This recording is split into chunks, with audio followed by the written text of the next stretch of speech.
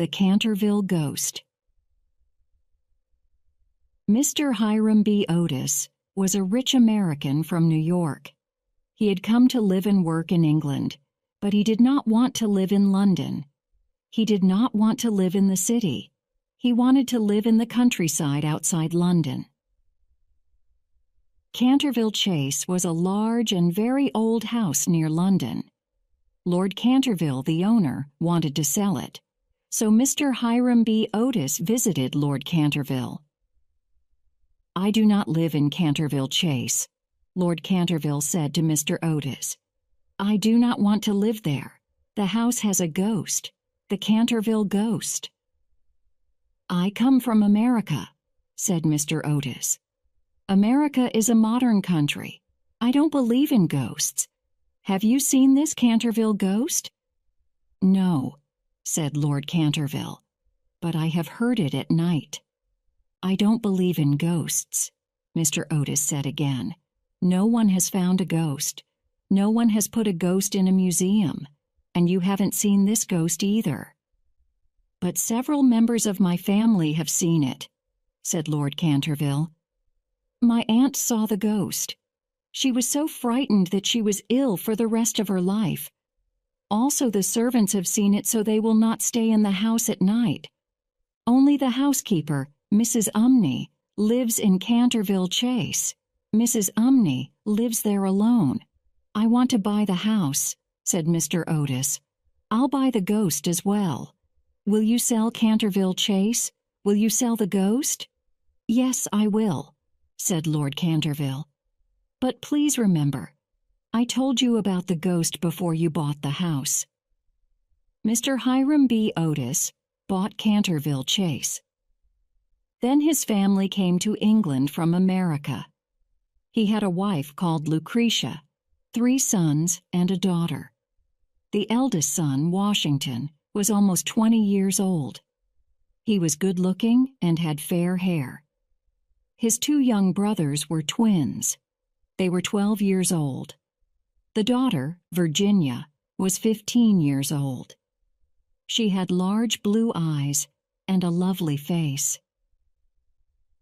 Mr. Otis took his family to live at Canterville Chase. The old house was in the countryside west of London. Mr. Otis and his family traveled from London by train. Then they rode to the house in a wagon pulled by 2 horses. Canterville Chase was big and old. Trees grew all around the house. The Otis family wanted to stop and look at the outside of the house, but the sky darkened. A thunderstorm was coming. Rain started to fall, so the family went inside the house quickly. Mrs. Umney, the housekeeper, was waiting for them by the front door. She was an old woman and wore a black dress and white apron. She lived at Canterville Chase and looked after the house. "Welcome to Canterville Chase," said Mrs. Umney.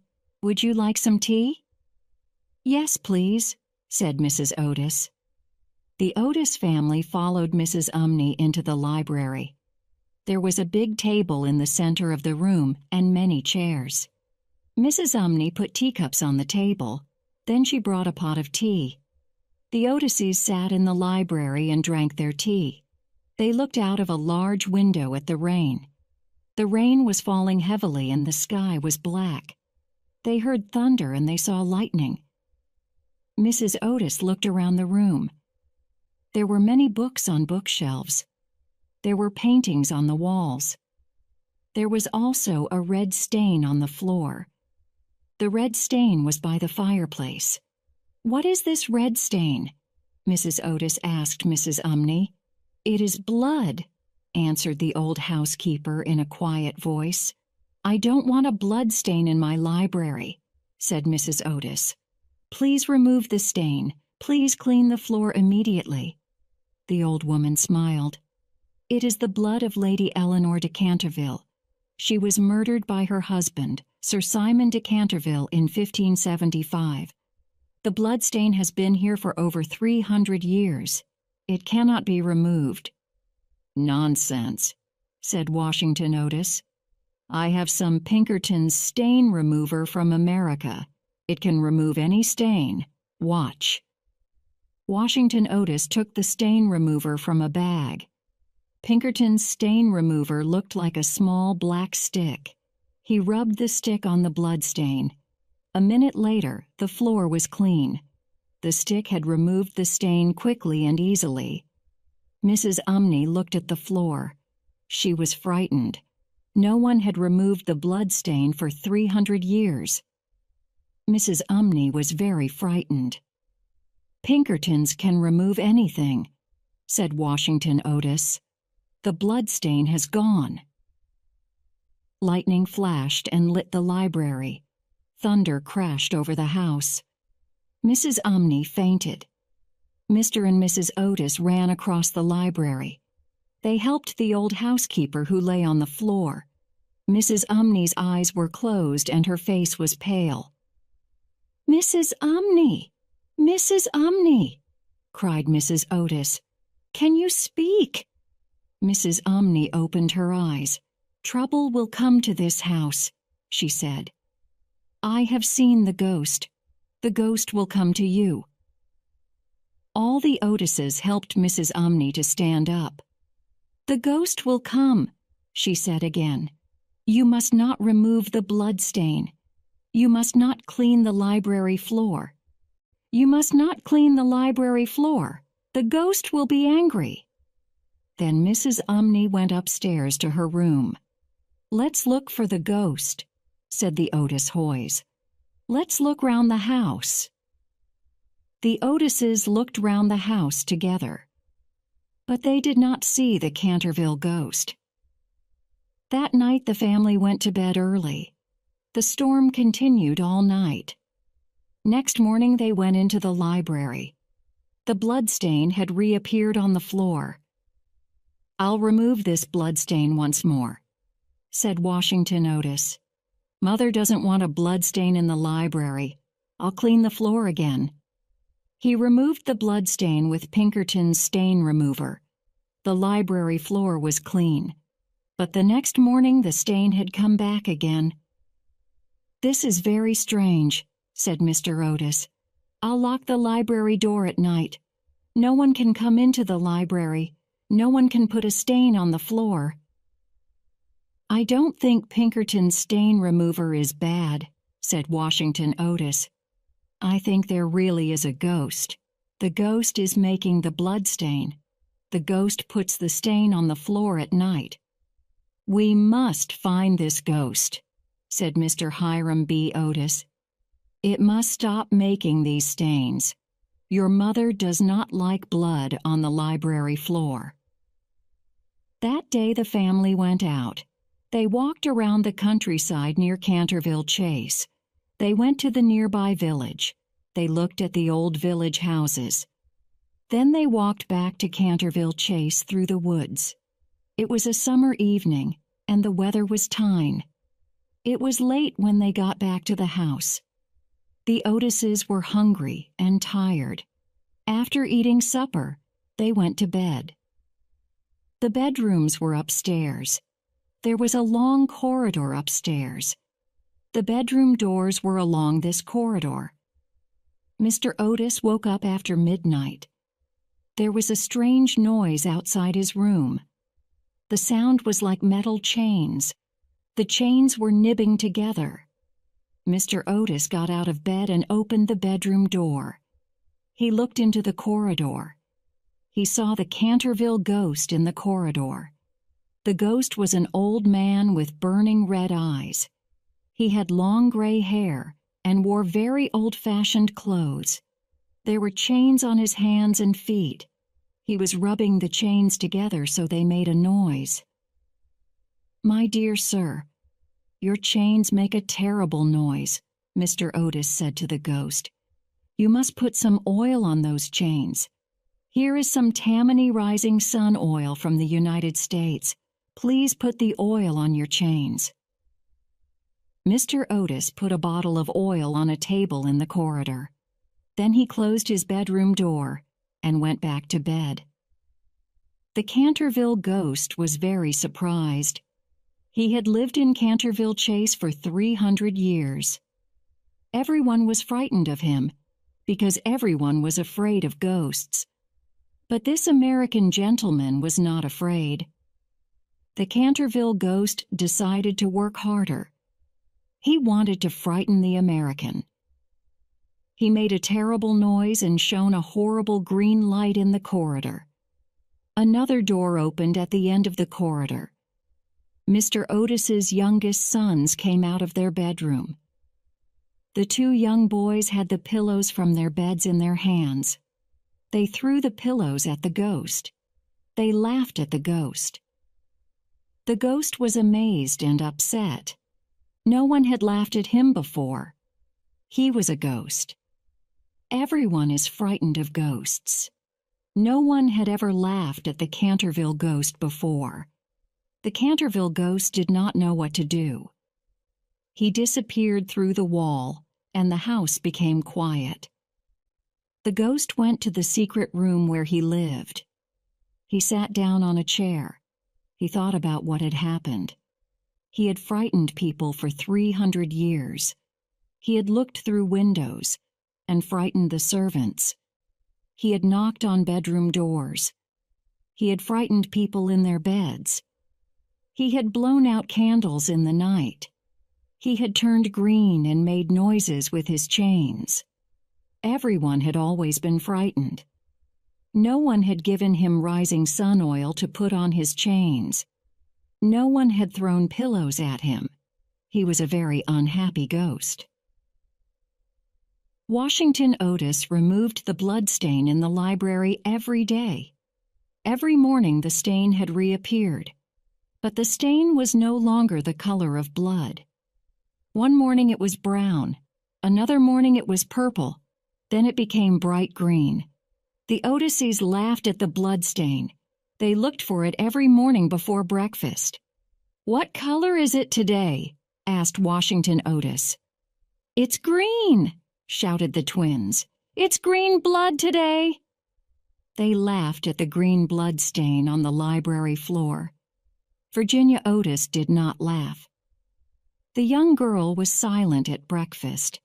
The blood stain made her feel sad, and she almost cried when she saw the bright green stain. She was sure that the ghost put the stain on the floor. She felt sorry for the ghost. "The stain has been here for 300 years, said Virginia. "We have been here for 3 weeks. The poor ghost puts the stain on the floor every night.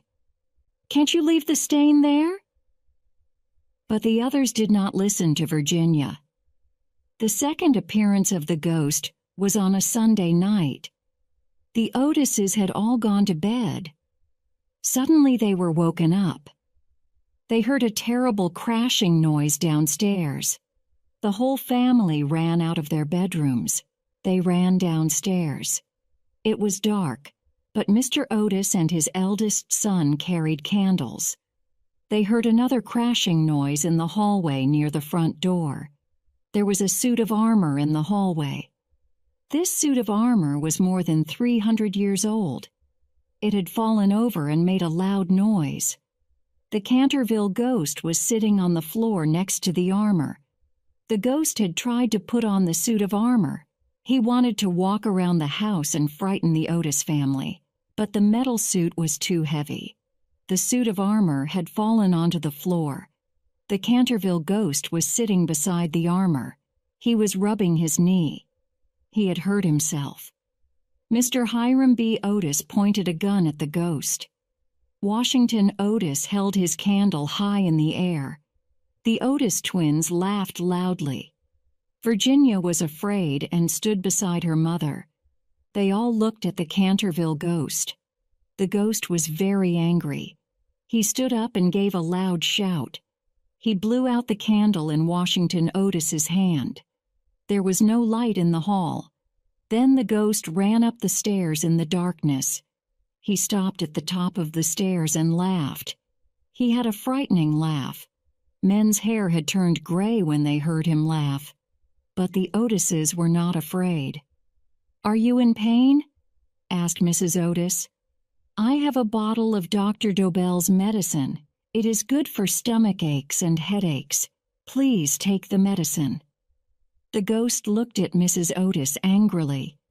Then he disappeared in a green cloud and went back to his secret room. He was very unhappy. He had tried to put on the suit of armor, but it was too heavy. The armor had fallen over and the ghost had hurt his leg. The ghost stayed in his room during the day. He came out at night to visit the library. He repainted the bloodstain every night. And every morning, Washington Otis removed the bloodstain with Pinkerton's stain remover. But the ghost had a problem. He had quickly finished all his red paint. Now his brown and purple paints were finished as well. So sometimes he painted the bloodstain green, sometimes blue. The ghost made plans. He wanted to frighten the Otis twins. He planned to visit the twins in the night. He planned to turn himself green and make a horrible noise. He planned to visit the twins in their bedroom. He planned to touch them with his ice-cold hands in the dark. He left his secret room at midnight. The house was dark. He climbed the stairs and walked along the corridor. The twins' bedroom was at the end of the corridor round a corner. He turned the corner. Suddenly he stopped. In front of him was a round face with a terrible mouth and burning eyes. Fire shone out of the mouth and eyes of this horrible face. It was the face of a ghost. The Canterville ghost gave a shout and ran back to his secret room. He had never seen a ghost before and felt very frightened. Before daylight came, the Canterville ghost felt better. Were there two ghosts in the house? He must find out. He must meet the second ghost. He went back upstairs and walked along the corridor towards the twins' room. The second ghost was still there, but its eyes were no longer burning. He went up to it. He touched it. The head of the second ghost fell onto the floor. It was not a ghost at all.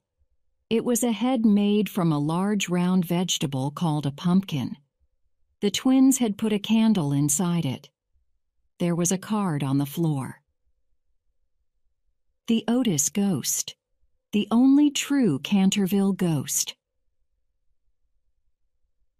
The twins had put the head in the corridor to frighten him. This made the Canterville ghost very angry. What could he do? He could think of nothing at that moment, so he went back to his room. The ghost felt very weak and tired. He stayed in his room for 5 days.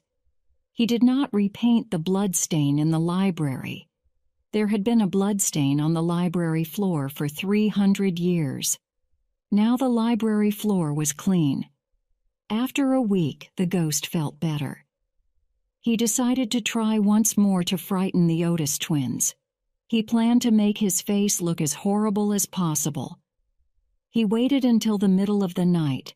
Slowly and silently, he walked to the twins' bedroom. It was 1 o'clock in the morning. The house was quiet. The door of the twins' room was slightly open. The ghost took off his head and carried it under his arm. It is terrifying to see a headless ghost. He wanted to terrify the twins. He pushed open the door of the twins' bedroom. The door banged against the wall. He had planned to shout and hold his head in his hinds. But a heavy jug of water fell from the top of the door. The winds had played a trick on him. He was soaked with water. He was soaked with water. The twins shouted and laughed. The ghost ran back down the corridor. He could not frighten the twins. He could not frighten anyone in the Otis family. Washington Otis came out of his bedroom. The ghost stopped running. Behind him, the twins ran down the corridor. They shouted, "Boo!" in his ears and waved their arms. Washington Otis laughed at him. The ghost did not know what to do. He ran through the nearest door, went back to the secret room and lay down. He could not frighten anyone. He was a very unhappy ghost. The Otises did not see the Canterville ghost at night again. The twins waited for him when it was dark. They put a rope across the corridor. They tied metal tins to the rope. But the ghost did not walk into the tins. Only Mr. Otis came along the corridor. He fell over the rope and was very angry. Virginia Otis was also angry with the twins. "Can't you leave the poor ghost alone?" she said. "Why do you want to hurt him? Why do you want to play tricks on him? He has lived here for a very long time. Leave him alone." The twins did not listen, but the ghost heard Virginia's words. The words gave him hope. One afternoon, Virginia went to the library. The library door was slightly open. She pushed the door wide open and quietly walked into the room. There was somebody sitting by the window. It was the Canterville ghost. He was looking at the library window, which was made of colored glass. There were words painted on the glass. He was wearing his best clothes and had combed his long gray hair. "I feel very sorry for you," said Virginia quietly. "I'm sorry that my brothers were not very kind to you, but you did try to frighten them." "Yes, I did," said the ghost. "It is my job to frighten everyone who comes to Canterville Chase." "You are very wicked, I know," said Virginia. "Mrs. Umney, the housekeeper, told us that you killed your wife." "Yes, I did," replied the ghost, "but she wasn't very kind. And it wasn't very kind of her brothers to starve me to death." "Starve you to death?" said Virginia. "Oh, poor ghost, are you hungry? Would you like a sandwich?" "No, thank you," he replied. "I never eat anything, but you are very kind. You are much kinder than the rest of your family. They are rude, nasty, and unkind." "Stop!" cried Virginia. "You are nasty and unkind too. You stole my paint box. You used my paints to make the blood stain in the library. I never told anyone about it. But now I'm going to fetch my father." She turned to go, but the ghost spoke again. "Please do not go, Miss Virginia," said the ghost. "I am so lonely and so unhappy. I do not know what to do. I want to go to sleep and I cannot." "It's easy to sleep," said Virginia. "You go to bed and close your eyes." "I have not slept for 300 years, said the ghost. "I have not slept since I was murdered by my wife's brothers." Virginia walked across the library and looked at the old face of the ghost. It was a sad face. "Poor ghost," said Virginia. "How can I help you to sleep?" "Far away in the woods," said the ghost, "there is a little garden. In the little garden the grass grows long and thick. There are many flowers and trees. A nightingale sings all night long. The bird's sweet song is beautiful and sad. The white stars and the pale moon look down on this little garden. It is very peaceful." Virginia's eyes were full of tears. She put her hands over her face. "You mean it is the garden of death?" she said quietly. "Yes, the garden of sleep," said the ghost. "It is very beautiful. There is peace and silence. There is no yesterday and no tomorrow. But only love can open the door to the garden, for love is stronger than death." Virginia did not know what to say. She listened as the ghost spoke again. "Have you read the writing on the library window?" "Yes," said Virginia, "but I do not understand it." "Look," said the ghost. "Read the lines on the window." Virginia looked at the window and read the lines of poetry. "When a golden girl shall weep for the ghost that cannot sleep, then the dead at last shall die. and in restful earth may lie." "The words mean you must weep for me," said the unhappy ghost. "Then the angel of death will let me rest. Will you help?" "What do I have to do?" asked Virginia. "You must come with me into the darkness. You will see strange things. You will hear strange voices. Nothing will hurt you. You are good and kind. The dark cannot hurt you." Virginia did not answer, and the ghost waited. He had waited for 300 years. This was the longest minute of all that time. "I am not afraid," said Virginia at last. "I will come with you into the dark." The ghost kissed her hand. His lips were cold like ice, they burned like fire. The ghost held her hand, and they walked to the wall of the library. The wall opened. There was darkness beyond the wall, and a cold wind. Voices spoke out of the wind. "Go back, Virginia. Go back before it is too late." Virginia walked into the darkness with the ghost. Virginia and the ghost disappeared through the library wall. Virginia did not come downstairs for supper. Mr. Otis sent one of the servants to her room. The servant could not find Virginia, so everybody searched the house. They looked everywhere, but they could not find her. Mr. and Mrs. Otis were very worried. It was a summer evening and the sun had not set, so the family and the servants searched the gardens before it was dark. In the garden there were many trees and a deep pond. They looked in the pond. They looked in the trees. Then they asked people at the railway station, but no one had seen Virginia. Mr. Otis went to tell the village policeman that Virginia had disappeared. But by that time, it was dark, and no one could search any more that night. None of the family wanted to eat or sleep. They sat in the library and waited. They hoped Virginia would return safely. They planned to search for Virginia again in the morning. It was midnight when the family decided to go to bed. They left the library and started to walk up the stairs together. Suddenly, all the clocks in the house struck 12, and they heard a terrible noise. Thunder crashed outside the house, and the Otises heard a dreadful cry. Strange music sounded inside the house, and a door opened at the top of the stairs. Virginia stood in the doorway. She looked down the stairs at them. Her face was very pale, and she carried a small box in her hand. "Where have you been?" Mr. Otis asked angrily. "Your mother has been very worried. You have frightened us all. You must never play a trick like this again." "Except on the ghost," said the twins.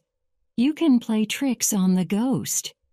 "Father," Virginia said quietly, "I have been with the ghost. He is dead and now he can rest.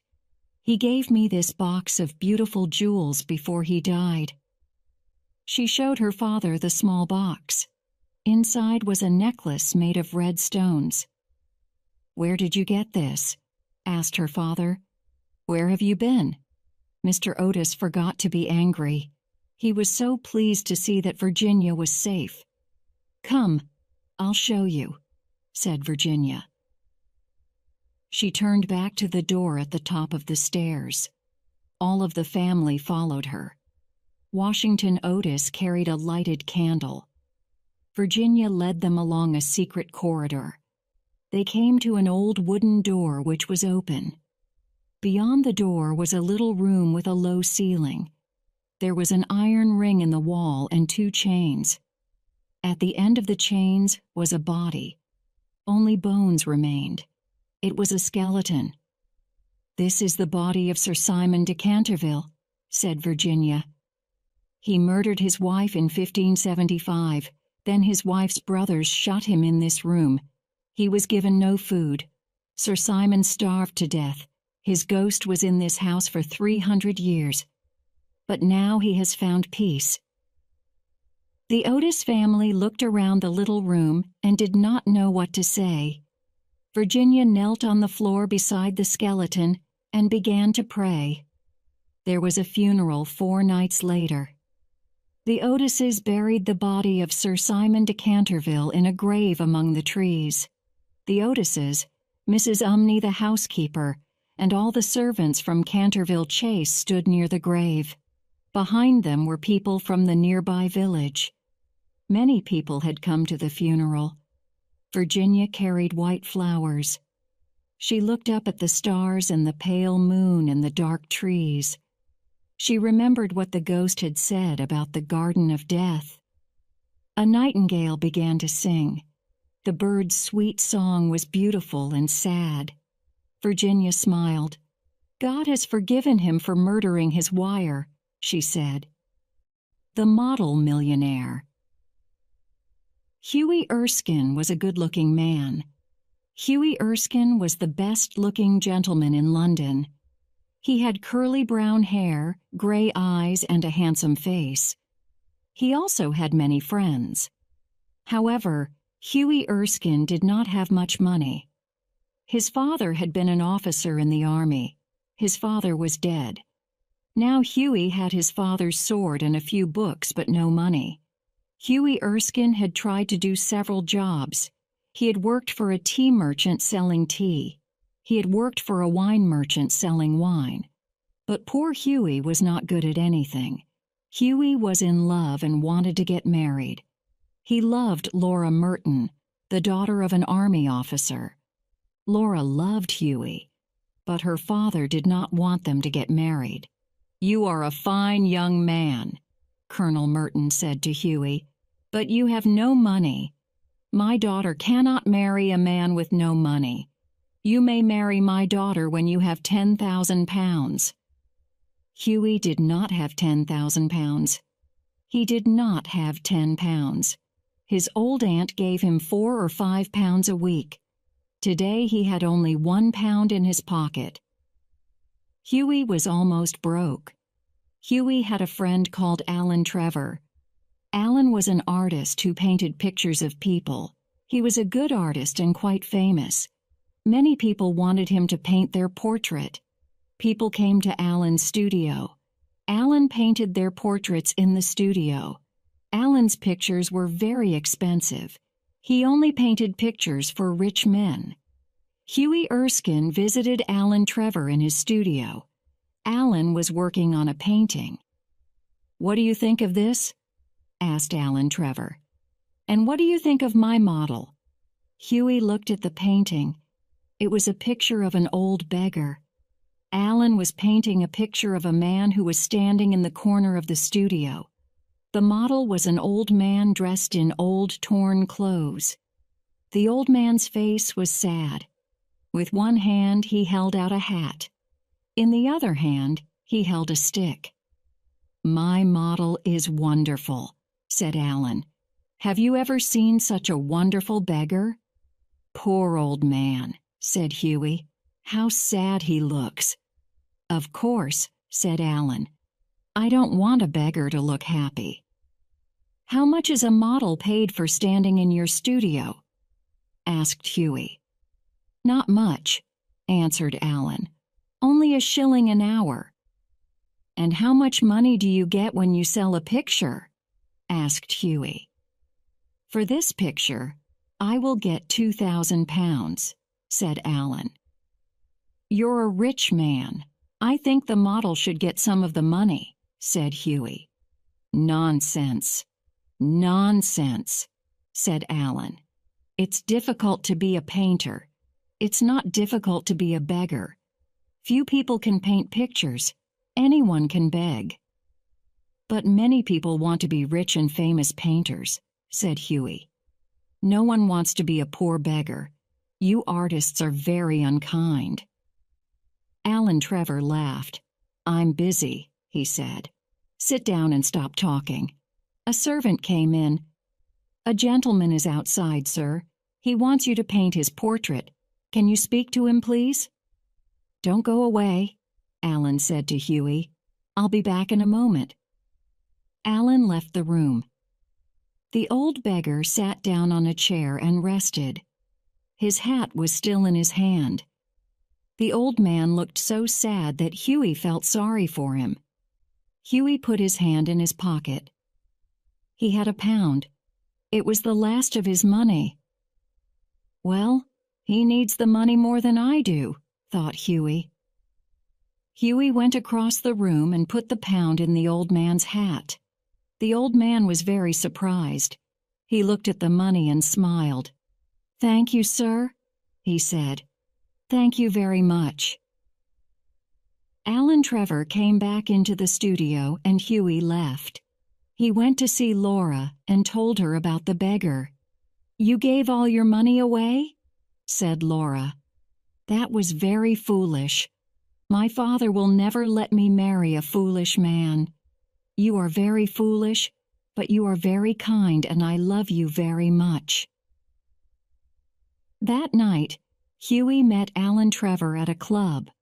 Alan was looking very pleased. "I finished that picture," said Alan, "and my model was very interested in you. He asked me lots of questions." "Poor old man," said Hughie. "I wish I could help him. What did he ask you about me?" "He wanted to know everything about you," skid Alan. "And what did you tell him?" "I told him everything," said Alan. "I told him all about you. I told him about Laura. I told him about Laura's father. I told him you want to marry Laura but have no money." "Alan," said Hughie angrily, "you told him all about my private business?" "Don't be angry," said Alan. "You don't know who I was painting the picture for. I was painting it for the Baron von Hausberg. He is one of the richest men in Europe. Baron von Hausberg was my model. The Baron dressed up as an old beggar." "The Baron von Hausberg!" cried Hughie. "You mean that old beggar was the Baron himself?" "Yes," said Alan. "But I gave him £1, said Hughie. "Now I feel foolish." "You gave him £1, said Alan. "That's the funniest thing I've ever heard." Alan Trevor could not stop laughing. Hughie Erskine walked home. He felt foolish. He had given his last £1 to a millionaire. Laura's father would hear about this. The colonel would never let his daughter marry a fool. The next day, Hughie Erskine had a visitor. Hughie did not know the man. "How can I help you?" asked Hughie. "I have come from the Baron von Hausberg," said the visitor. "The Baron von Hausberg," said Hughie Erskine. "I did not know him when we met yesterday. I want to tell the Baron that I am sorry. I think I was rude to him." The visitor smiled. "You were not rude to the Baron," he said. "The Baron asked me to give you this." He gave Hughie an envelope. Hughie thanked him and looked at the envelope. These words were written on the envelope. "A wedding present to Hugh Erskine and Laura Merton, from an old beggar." Inside was a check for £10,000. Lord Arthur Savile's crime. "I want you to meet my palmist," said Lady Windermere. "What is a palmist?" asked Lord Arthur Savile. "A palmist is a man who reads people's hands," said Lady Windermere. "A palmist can tell you your future by looking at your hand. It is important for a young man to know what his future will be." "Oh, you mean that he's an ordinary fortune-teller," said Lord Arthur Savile. "No, no," said Lady Windermere quickly. "He is not a fortune-teller. A palmist is much cleverer than a fortune-teller. Also, palmists are more fashionable than fortune-tellers. Everyone in London wants to see a palmist. My palmist reads my hand every week." "Does he have a foreign name?" asked Lord Arthur. "No, he is English," Lady Windermere answered. "His name is Mr. Podgers." "Very well, please introduce me to Mr. Podgers," said Lord Arthur. "But I do not want to know my future." I am happy with my life at the present time." They walked through a crowd of people. The room was full of ladies and gentlemen who were wearing fashionable and expensive clothes. They were all Lady Windermere's guests. This was Lady Windermere's spring reception. Lady Windermere's receptions were the most famous and fashionable parties in London. She had a reception every year and invited all the most famous and fashionable people in the capital. There were several lords at the reception. 6 government ministers were talking to a German princess. The ministers smiled at Lady Windermere as she passed. There were diplomats from many countries. There were famous artists and musicians and doctors. There was a fashionable scientist who talked about politics and economics. There was a Russian anarchist who talked about bombs. And there was Mr. Podgers, the palmist. "There he is," said Lady Windermere. "There is Mr. Podgers. He is talking to the Duchess of Paisley." Lord Arthur Savile looked at Mr. Podgers. Mr. Podgers was looking at the Duchess of Paisley's hand. Mr. Podgers was a short, fat man with an unpleasant smile. His eyes were small and bright, and he wore gold spectacles. He held the Duchess's right hand and looked at it carefully. "Your hand is beautiful, my lady," he said. He smiled unpleasantly and bowed towards her. Lord Arthur Savile looked at the Duchess's hand. It was small and ugly. The Duchess waved her left hand and smiled at Mr. Podgers. "Your ladyship is clever at business," said Mr. Podgers. "When I married Lord Paisley, I was a young woman," said the Duchess. "Lord Paisley had 11 castles and no houses. I made my husband sell the castles. Now I have 12 houses and no castles." Everyone laughed at this. Mr. Podgers laughed most of all. Then everyone wanted Mr. Podgers to look at their hands. But Lord Arthur Savile waited and watched. Sir Thomas, the famous explorer, was next. He held out his hand, and Mr. Podgers smiled. "You have had many adventures," said Mr. Podgers. "You have been on 4 long sea voyages.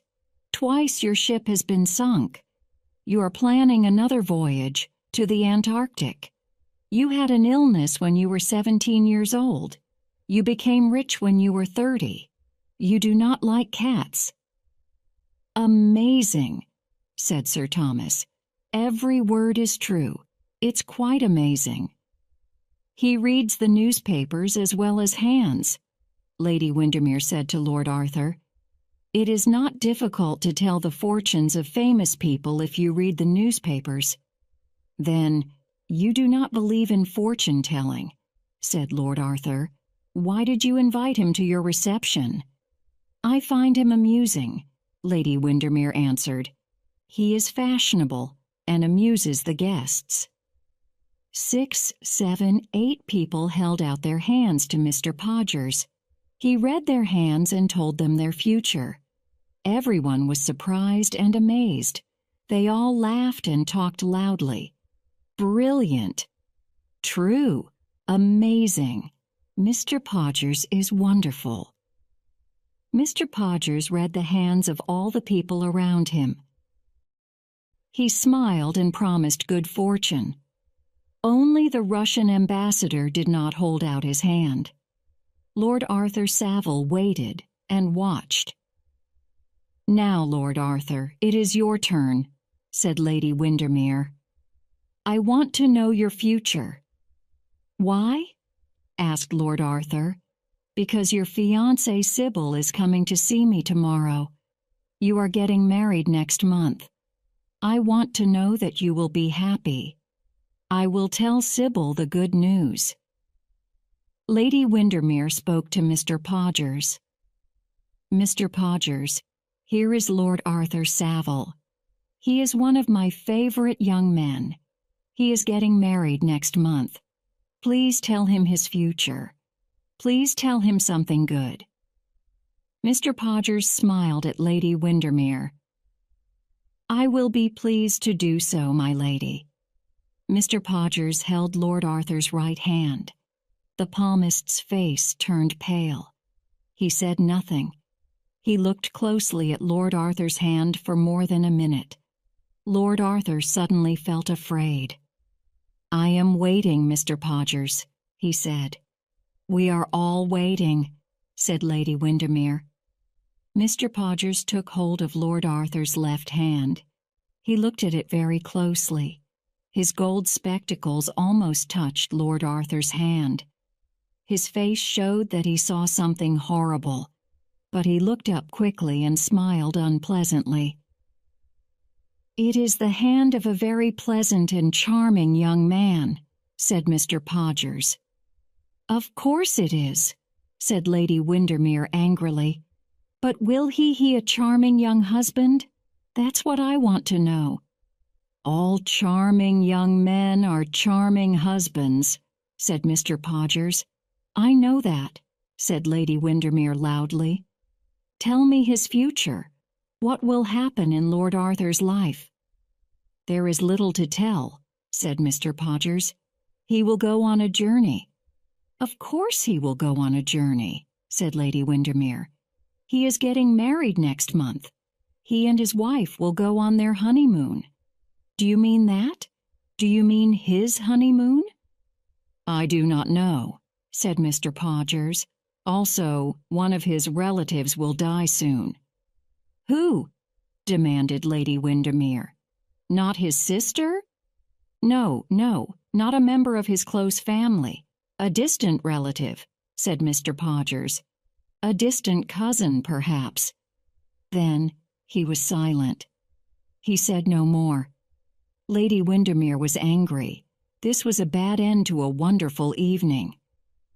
"Come, it is time for supper," Lady Windermere called to her guests. "The food is ready." She walked out of the room. Everyone followed her to the supper table, except for Lord Arthur and Mr. Podgers. Lord Arthur looked at Mr. Podgers angrily. Mr. Podgers was afraid. "Tell me what you saw in my hand," said Lord Arthur. "I am not a child. I must know the truth. Tell me now. I will pay you £100. Mr. Podgers' eyes shone brightly. £100 was a lot of money. "Very well," said Mr. Podgers. "Here is my address card. Mr. Septimus R. Podgers, Professional Palmist, 103A West Moon Street, London. Please send £100 to my office tomorrow. Now I will tell you what I saw. But you will not like it." Lord Arthur Savile took the card. He listened while Mr. Podgers told his fortune. 10 minutes later, Lord Arthur Savile left Lady Windermere's house. He did not say goodbye to her. He was worried, upset, and afraid. He walked away from the large house. He walked away from the fashionable street. All the houses in the street belonged to rich men. He walked across Oxford Street and along the unfashionable streets in Soho. This was a poor part of London. A beggar asked for money as Lord Arthur passed. 2 women with thick makeup on their faces laughed at him. He saw a fight in a dark street. He heard a scream from a dark, dirty building. Then a policeman stopped him. "It's not safe for a gentleman to be walking along these streets at night," said the policeman. Lord Arthur thanked him and walked on. Lord Arthur saw another beggar. He put a coin in the old man's hand. This man was poor. Lord Arthur was rich. Was it this man's fortune to he poor? Was it Lord Arthur's fortune to he rich? Was a man's future written in his hand? Could Mr. Podgers read that future? Mr. Podgers had read the future in Lord Arthur's hand. Could Lord Arthur escape his fate? No. Lord Arthur did not believe he could change the future. But perhaps he could make it happen in a different way. Now Lord Arthur had walked to Marylebone. He did not know this part of London. He turned back towards Oxford Street. The streets were lit by gas lamps, and fog came up from the river. At the corner of Rich Street, he saw two men. They were reading a police notice on the wall. Lord Arthur went up to the notice and read it. He saw the word murder in large black letters. There had been a murder in Soho. The notice said the police would pay money for information. There was a drawing of the murderer on the notice. Perhaps a police notice will show a drawing of me one day, thought Lord Arthur. It is my fate to be a murderer. Mr. Podgers says that I will kill someone soon. Lord Arthur walked home to his house in Belgrave Square. He went to bed immediately and did not wake up until 12 o'clock the next day. He thought about his fiancée Sybil. Her photograph was beside his bed. They were going to be married in a month, and he loved her. He also thought about what Mr. Podgers had told him. "You will kill someone," Mr. Podgers had said. "But who will I kill?" Lord Arthur had asked. Mr. Podgers had said nothing. Why did he believe the palmist? It was strange. He had felt afraid when Mr. Podgers spoke. Lord Arthur believed that the palmist's words were true. "I will kill someone," he said. It was simple. But who? Where? When? The questions went round and round in his head. Lord Arthur Savile decided two things. The first was that he could not marry Sybil, not yet. The second was this: "I will make my own future. I will kill someone," he said. Perhaps the decisions were strange, but Lord Arthur had decided what to do. Mr. Podgers had said something else. "One of your relatives will die soon." A distant relative. Perhaps a distant cousin. Lord Arthur did not have many distant relatives. There was only his second cousin, Lady Clementina Beauchamp. She was an old lady who lived in Curzon Street. Lord Arthur decided to kill her. "She is old and will not live long," he said. "I will kill her. Then I will marry Sybil." He went to a large library and looked at the books on medicine. A book called Toxicology helped him. It was a book about poisons. There was a strong poison called aconitine, which worked quickly and painlessly. Lord Arthur wrote down the name of the poison, then went to a pharmacy. Lord Arthur asked to see the pharmacist. "I have a large dog," Lord Arthur said the pharmacist. "It has bitten several people. I must kill the dog, but I do not want to shoot it. Can you help me? I need a quick and painless poison. My doctor told me there is a poison called aconitine." "Yes, there is a poison called aconitine," said the pharmacist, "but I cannot give it to you. You must bring a signed paper from your doctor. I need a certificate from a doctor before I can give you the poison. My doctor is Sir Matthew Reed, and I am Lord Arthur Savile. Do I have to get a certificate? I am leaving the country very soon, and I am in a hurry." The pharmacist had heard the name, Sir Matthew Reed. Sir Matthew Reed was a famous doctor.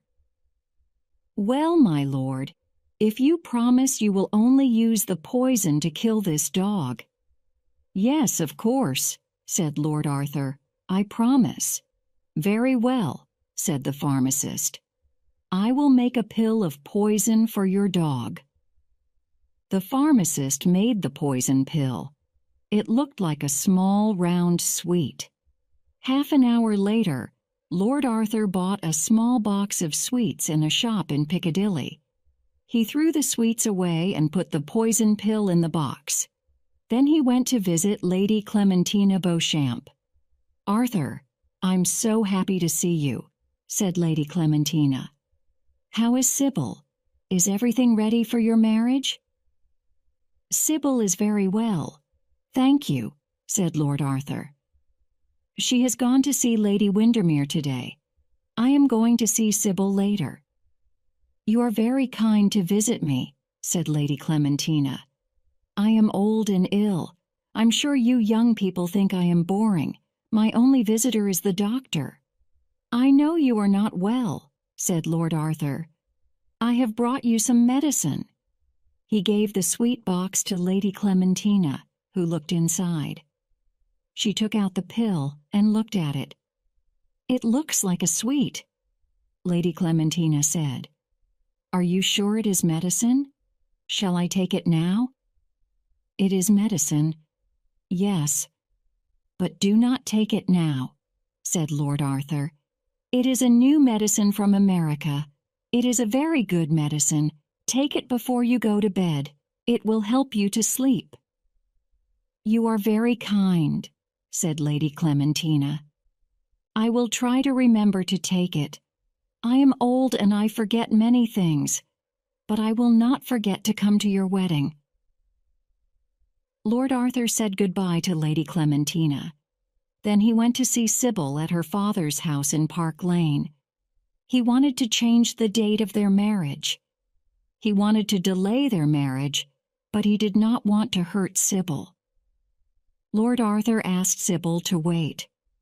"We will be married, but not yet. Please wait a little longer. Everything will be all right. Believe me."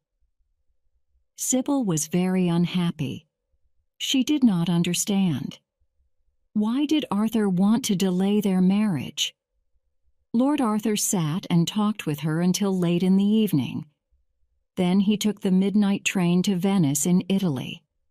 In Venice, Lord Arthur met his brother, Lord Surbiton.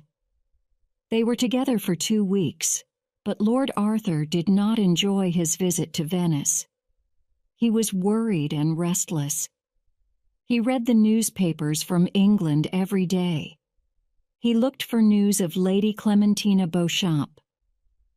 One morning, a message arrived from London. Lady Clementina was dead. She had said she wanted Lord Arthur to have her house, so Lord Arthur Savile now owned Lady Clementina's house. Lord Arthur returned to London at once. First he went to see Sybil and make plans for their wedding. Then he and Sybil went to Lady Clementina's house. Lord Arthur and Sybil looked around Lady Clementina's house. They opened drawers and cupboards. In one drawer, Sybil found a small sweet box. "Look at this lovely little box," Sybil said to Arthur. "It has an old sweet inside it." Lord Arthur looked. His face turned pale. It was the box he had given to Lady Clementina. The poison pill was still inside. "I will throw it away," said Lord Arthur. He took the pill and threw it on the fire. "But don't burn the box," said Sybil. "Please don't throw the box away. Arthur, you look very pale. Is anything wrong?" Lord Arthur knew he had not killed Lady Clementina. He had decided to kill someone before his marriage. Now he had to delay his marriage again. Lord Arthur Savile delayed his marriage for the second time. Sybil was very upset. Her father was angry. Lord Arthur Savile was very unhappy. Lord Arthur had to find someone to murder. He had no more distant relatives, so he decided to murder a close member of his family, his uncle, the Dean of Chichester. His uncle was an important man in the church. The Dean was interested in clocks. He had a large collection of clocks. So, Lord Arthur decided to send him a bomb inside a clock. But where could he find a bomb? He remembered Lady Windermere's reception. He had met a young Russian called Count Ruvalov. The Count had talked about anarchism and bombs. There was often news of anarchists in the newspapers. Anarchists killed important people with bombs. Lord Arthur knew that the Count lived near the British Museum. He went to visit him. "You want a bomb?" said the Count. "I did not know you were interested in politics." "I have some private business. I'm not interested in politics," said Lord Arthur. Count Rouvaloff looked at him in surprise. He thought that only anarchists used bombs. But he saw Lord Arthur was serious. He believed that Lord Arthur did want a bomb. He wrote an address on a piece of paper. "This is a secret address," said Count Rouvaloff. "Tell no one. Read this address, then burn the paper." "I shall burn it. Do not worry," said Lord Arthur. He shook the Russian's hand, then left. The paper gave an address in Soho. Soho was a poor part of London where many foreign people lived. Lord Arthur went to Greek Street. He knocked on the door of an old building. The man who opened the door spoke German. Lord Arthur showed him the paper from Count Rouvaloff. "Come in," said the man. The building was an empty shop. Lord Arthur waited for a few minutes. Then another man came into the room. "My name is Herr Winkelkopf," said the man. "How can I help you?" "My name is Smith," said Lord Arthur. "Count Rouvaloff sent me. I need a bomb." "What kind of a bomb?" asked Herr Winkelkopf. "A bomb and a clock," said Lord Arthur. "Ah, I sent a bomb and a clock to the governor of Odessa," said Herr Winkelkopf. "Who do you want to blow up?" "I want to blow up the Dean of Chichester." "A churchman? So you are interested in religion?" "No, it is private business." "I have a beautiful clock," said Herr Winkelkopf. He showed a clock to Lord Arthur. There were two wooden figures on the clock, a woman and a dragon. "The woman is liberty," continued Herr Winkelkopf. "The dragon is dictatorship. Liberty is stronger than dictatorship." "Yes, I understand," said Lord Arthur. "But I am not interested in politics. Can you make the bomb immediately?" "I have an important job to do for friends in Moscow," said Herr Winkelkopf. "But I can make your bomb in a few days. When do you want it to explode?" "On Friday, at midday." Lord Arthur wrote an address on a piece of paper. "Please send it to the Dean of Chichester. Here is the address." "Friday at midday," repeated Herr Winkelkopf. "The Dean of Chichester." "And how much money do I owe you?" asked Lord Arthur. "I do not work for money," said Herr Winkelkopf. "I'm an anarchist. I'm working for liberty. Please pay me £5. Lord Arthur paid him £5 and left the house in Greek Street. He waited at home until the weekend. He waited for news. The weekend came. Nothing happened. He waited another week. Still nothing happened. Then he received a letter from the Dean of Chichester. The Deanery, Chichester. "Dear Arthur, I am writing to ask you about London fashions. Last week I received a clock, but I do not know who sent it. It is a clever toy. It has an alarm inside like a small hammer. When the alarm strikes 12, smoke comes out of the clock. It is very clever. When the alarm strikes 12, smoke comes out of the clock. It is very clever. Does everyone in London have a clock like this? Your uncle Lord Arthur had not killed his uncle. The bomb had not worked. He was very worried. What shall I do? He asked himself. Shall I leave the country? Shall I tell Sybil I will not marry her? That evening he went out to dinner with his brother, Lord Surbiton. His brother's friends were young and foolish. They made a lot of noise in the restaurant. Lord Arthur became bored with their conversation. He left the restaurant at 11 o'clock and walked beside the river. A fog was coming off the river. The street lamps along the road shone like silver moons. There were few people on the streets. Lord Arthur walked from Blackfriars towards Westminster. He heard Big Ben, the huge clock at Westminster, strike 12 o'clock. Lord Arthur stood by the wall and looked down at the river. The fog was thick, and he could not see the river easily. The light of the street lamps made the river black and silver. The water was moving quickly. The river made Lord Arthur think of dark and terrible things. He hated Mr. Podgers the palmist. He had been happy before he knew his fate. "I know I will kill someone," Lord Arthur said to himself. "It is my fate. Why did Mr. Podgers tell me? I was happy. I did not want to know my future." He looked away from the river and saw something moving in front of him. He walked on. There was something strange in front of him. A man was leaning over the wall. Was he going to jump into the river? Lord Arthur walked forward quickly. Then he stopped. A street lamp was shining on the man's face.